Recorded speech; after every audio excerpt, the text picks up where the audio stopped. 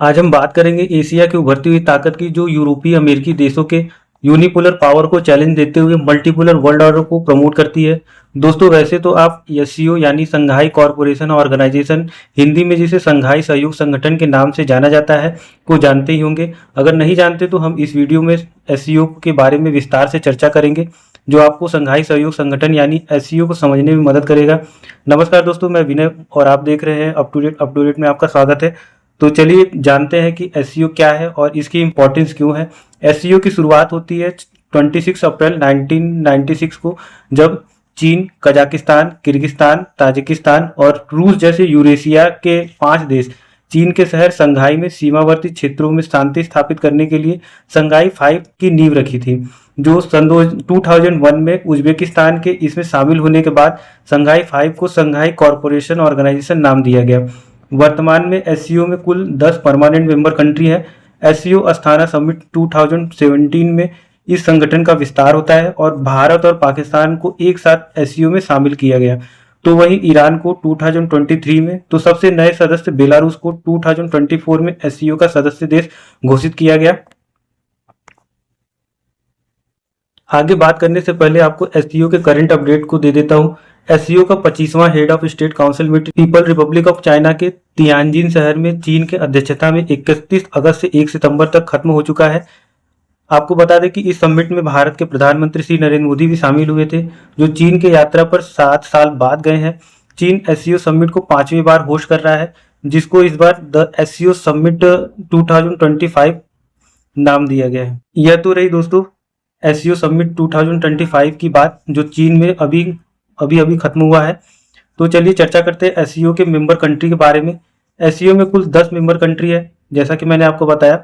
भारत के साथ रूस, चीन, Iran, Pakistan, Kazakhstan, Kyrgyzstan, Tajikistan, Belarus और उज्बेकिस्तान है। तो वहीं अफगानिस्तान, मंगोलिया 2 ऑब्जर्वर देश हैं। Armenia, Azerbaijan, Bahrain, Cambodia, Egypt, Kuwait, Maldives, Myanmar, Nepal, Qatar, Saudi Arab, Sri Lanka, United Arab Emirates जैसे कुल 14 डायलॉग पार्टनर कंट्री भी हैं। तो वहीं association of south east Asian nation, जिसको हम आसियान ग्रुप भी के नाम से भी जानते हैं, जो दक्षिण पूर्वी एशिया के 10 देशों का संगठन है, वो भी एससीओ समिट में शामिल होती है। कॉमनवेल्थ ऑफ इंडिपेंडेंट स्टेट यानी सीआईएस, यह उन देशों का संगठन है जो कभी सोवियत यूनियन का हिस्सा हुआ करते थे।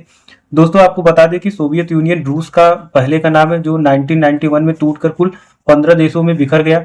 इन 15 देशों में से 10 कंट्री सीआईएस यानी कॉमनवेल्थ ऑफ इंडिपेंडेंट स्टेट का हिस्सा है।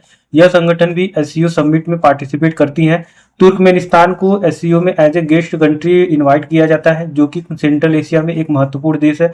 और यूनाइटेड नेशन के अध्यक्ष को भी एससीओ में समिट में एज ए गेस्ट शामिल किया जाता है। इस हिसाब से एससीओ में कुल मिलाकर 30 से अधिक देशों और संगठनों का पार्टिसिपेशन हो जाता है, जो एससीओ को और अधिक ताकतवर बनाती है। दोस्तों, अगर हम एससीओ में इतने अधिक देशों का इंटरेस्ट देखते हैं, तो जरूर इस संगठन के कुछ मुख्य बिंदु और उद्देश्य होंगे। तो आइए बात करते हैं इसके की ऑब्जेक्टिव पर। एससीओ संघाई स्पिरिट को प्रमोट करता है, जिसका मुख्य उद्देश्य सदस्य देशों के साथ अच्छी साझेदारी और बेहतर द्विपक्षीय विश्वास को मजबूत करना है। एससीओ शांति, सुरक्षा और स्थिरता को प्रमोट करता है। स्पेशली एससीओ टेररिज्म, एक्सट्रीमिज्म और सेपरेटिज्म के अगेंस्ट है, जिसको एससीओ में 3 एविल माना गया है। साथ ही साथ एससीओ में सदस्य देशों का व्यापारिक रिश्ता मजबूत करने के लिए संकल्पित है। एससीओ कल्चरल, एजुकेशनल और साइंटिफिक एक्सचेंज को भी बढ़ावा देता है, ताकि सदस्य देशों में म्यूचुअल अंडरस्टैंडिंग को और इंक्रीज किया जा सके। एससीओ का सबसे बड़ा की ऑब्जेक्टिव है कि वो दुनिया में democratic, fair, new international order को स्थापित करे, जो मल्टीपोलर हो, यानी दुनिया किसी एक ताकत के हिसाब से न चले, जैसा कि अमेरिका अपनी दादागिरी दिखाता है और आगे भी इसे जारी रखने की कोशिश कर रहा है। एससीओ इसके खिलाफ है। आइए दोस्तों जानते हैं कि संघाई कॉरपोरेशन ऑर्गेनाइजेशन काम कैसे करता है।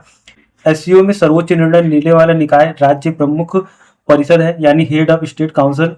एससीओ की बैठक वर्ष में एक बार होती है तथा यह एससीओ के सभी महत्वपूर्ण मामलों पर दिशा निर्देश और निर्णय अपनाती है। एससीओ में शासनाध्यक्ष परिषद यानी हेड ऑफ गवर्नमेंट काउंसिल है, जिसमें सदस्य देशों के प्रधानमंत्री, राष्ट्रपति शामिल होते हैं। बहुपक्षीय सहयोग रणनीति और प्राथमिकता वाले क्षेत्रों पर चर्चा करने के लिए वर्तमान महत्वपूर्ण आर्थिक और अन्य सहयोगी मुद्दों के हल के लिए वर्ष में एक बार मिलते हैं। तो वहीं विदेश मंत्रियों की बैठक आवश्यकता अनुसार होता रहता है। एससीओ के दो स्थायी निकाय है, सिक्रेटेरियन और आरएटीएस रैट यानी रीजनल एंटी टेररिस्ट स्ट्रक्चर। पहला बीजिंग स्थित एससीओ का सचिवालय है, तो वही दूसरा ताशकंद स्थित क्षेत्रीय आतंकवाद रोधी संरचना की कार्यकारी समिति है, जिसका मुख्य उद्देश्य क्षेत्रीय अलगाववाद, आतंकवाद और नक्सलवाद जैसे मुद्दों को नियंत्रित करना है।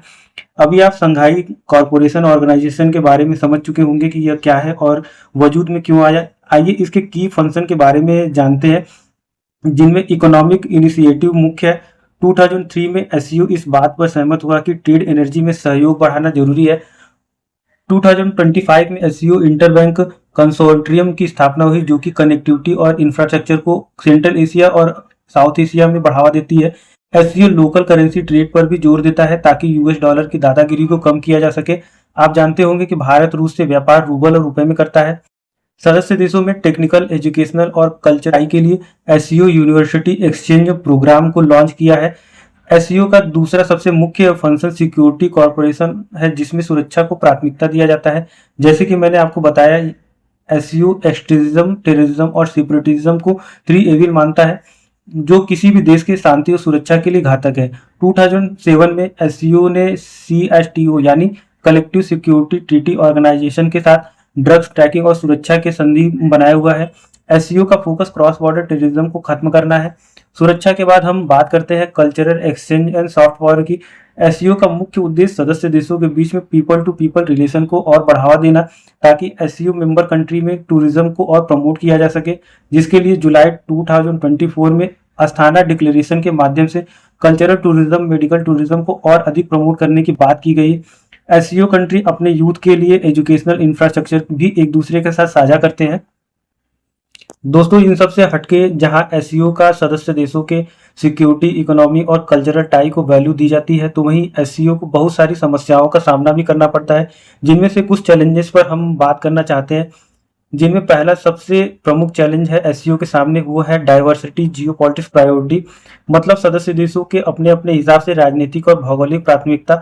आपको समझने के लिए मैं बता दूं कि जैसे भारत और पाकिस्तान दोनों एससीओ के मेंबर है, और सब जानते हैं कि भारत पाकिस्तान के बीच में कितनी असहमति है, खास करके जब बात आतंकवाद और सुरक्षा की हो। तो वहीं रूस और चीन के बीच में भी एशिया में वर्चस्वता का टक्कर है, जो एससीओ के संचालन में परेशानियां पैदा करती हैं।